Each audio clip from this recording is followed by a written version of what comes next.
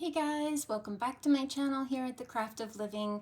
Back again with doing what I do best and exploring spirituality and beautiful divination tools in tarot and oracle.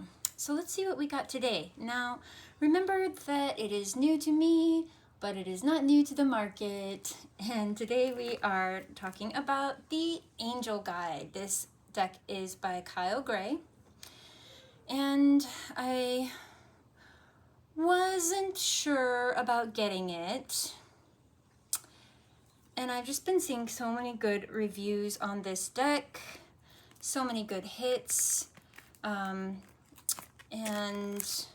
I just wanted to give it a try. So angels, as we talked about, I am exploring them more.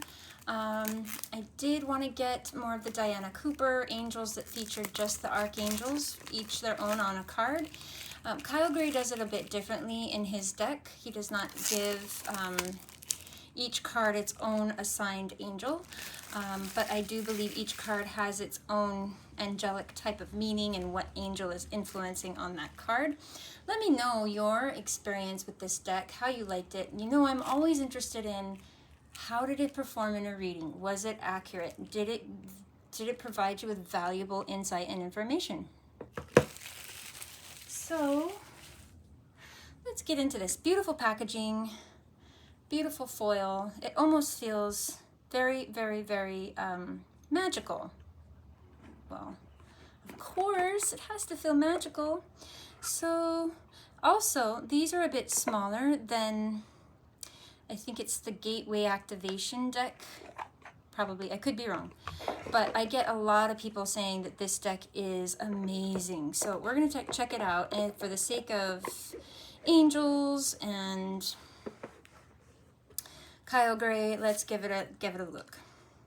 So we have angelic protection. Most of these images you are going to be familiar with through other reviews. This is what the backs look like. It is all high gloss. Before we jump into the cards here, like I always do, let's get into the guidebook. It is a typical black and white guidebook. He does his normal explaining how to use this deck. Here's some layouts, reading for another person, and how to tune with that, and then of course the messages. So your message and then the extended message. So I do feel like your message is very broad. It's more of a general message.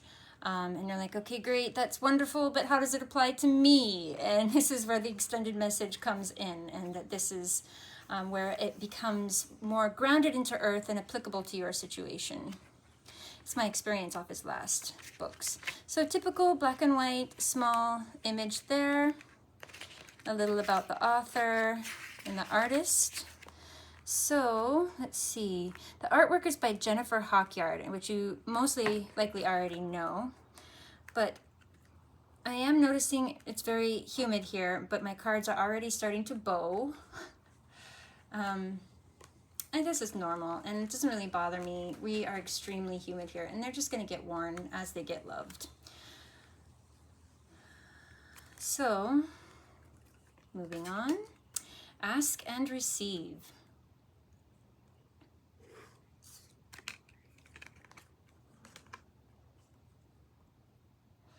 Blessings and abundance.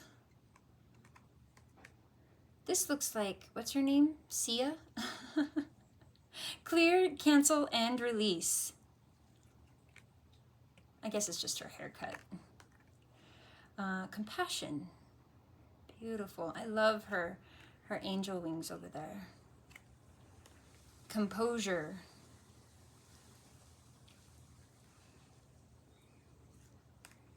Courage and bravery. Cut the cords. That's what we got to do a lot with the negative energies and entities that we are still feeling in our energetic field. You got to cut those cords. We've got divine timing. Look, he's giving you a glimpse into the machinations of time, space, reality. Interesting. Lots of light colors, lots of brightness. in this deck. Do the work. Earth and ground. Ease and grace. Oh, beautiful. I love he's pouring his abundance. Ooh, I can't wait to hear what these cards are about. You've probably seen this in the sample images of this deck. Forgiveness and understanding. Now, as you know, we're not going to go through every single one.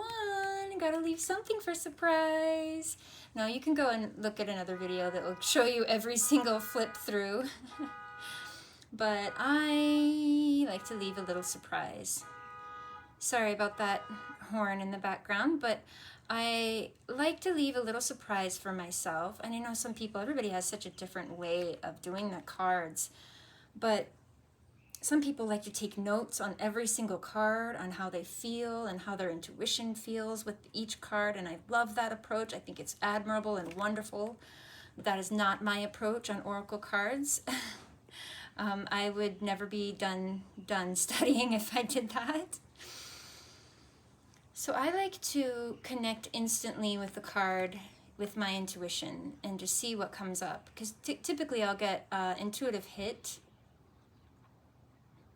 with the card, and I usually like to go with that. Ooh, I like her coloring.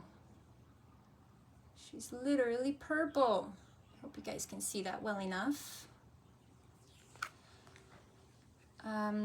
And then sometimes, I don't know if you've ever noticed it, but sometimes I will purposefully not go through every single card in my deck. And I will just play with them, and I will give myself readings, and I'll give other people readings, and take the new cards as they come. But the thing is, I've noticed that as I take the new cards as they come, I noticed that when I do readings for myself and my family, there's a certain set of cards that always come up.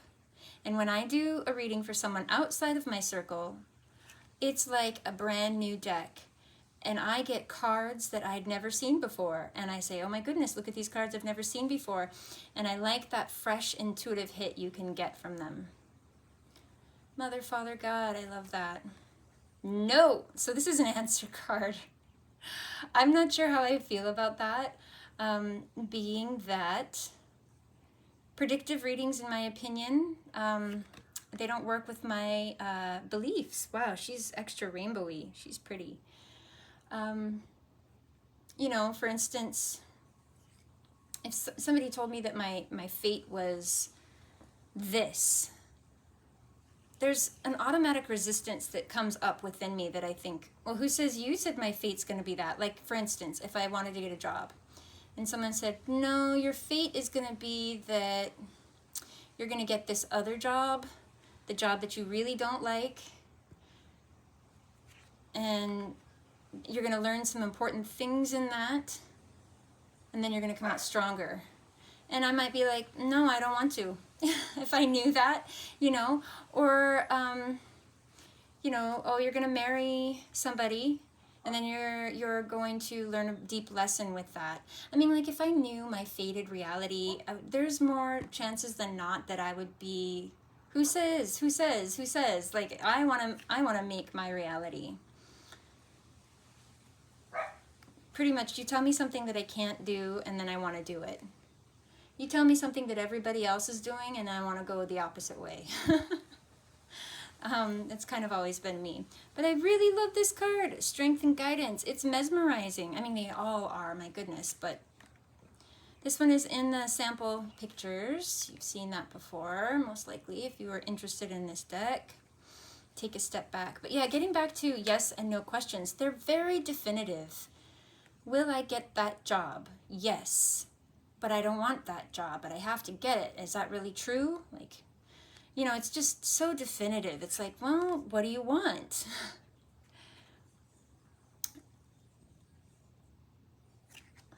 Trust the universe. Ooh, beautiful card. Vulnerability and freedom. And yes, there's the yes card. All right. What is something that we can learn from this deck as a collective? How can this, what can this deck teach us? What can this deck teach us collectively?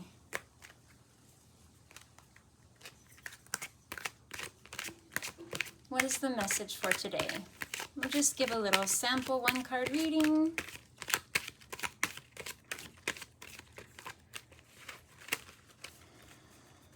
And tell me your experience with Kyle Gray decks and the type of readings you do and how they come out.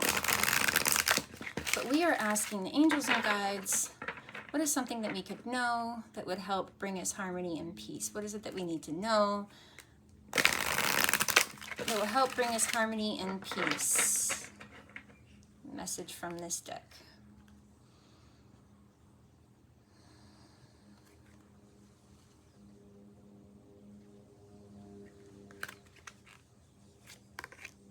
Learning and experiencing. Ooh. I'm sorry, it's not centered. Here we go. That's the card we drew for today. So let me read it a little bit. Learning and experiencing.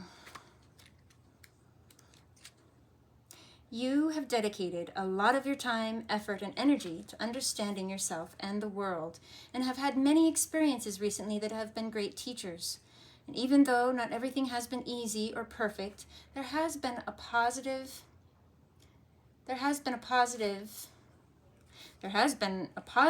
in, hey, I think that's a typo, I'm sorry. Even though not everything has been easy or perfect, there has been positivity that you have come to understand in yourself, in your gifts and your abilities better than ever. You are deeply connected to who you are, what you stand for, and what's important to you in your life. When this card appears, for you, angels are acknowledging the challenges and obstacles you have surmounted recently. Although it may have been difficult and a difficult time for you, and your faith and inner strength have increased because of it, know that the cloud of silver lining is there, and you will soon have moved beyond the feeling of being stuck or unsupported. I feel like this is a very important message for all of us. The extended message, inner peace and a sense of security come from overcoming hardships. Without the challenges that life has presented to you, you wouldn't be the person you are today. This is a time for you to reflect on the incredible strength you have. No matter what has gone wrong for you, you have made your way through the darkness and into the light. When this card appears for you, your angel guide is inviting you to ask yourself, what have I learned from this? And this card represents the teacher you have within, and through integrity and connection, you will be able to find a message within that mystery.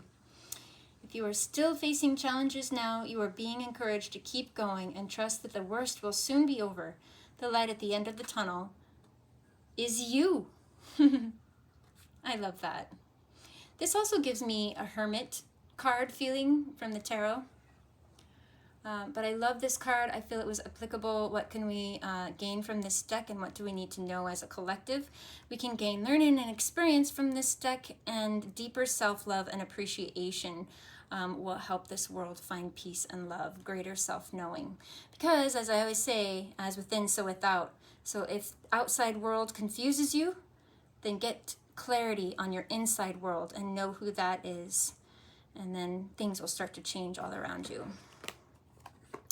Thank you again for checking in on this lovely deck here with Kyle Gray and Jennifer Hawkyard. And until we meet again, guys, have a good day. Peace.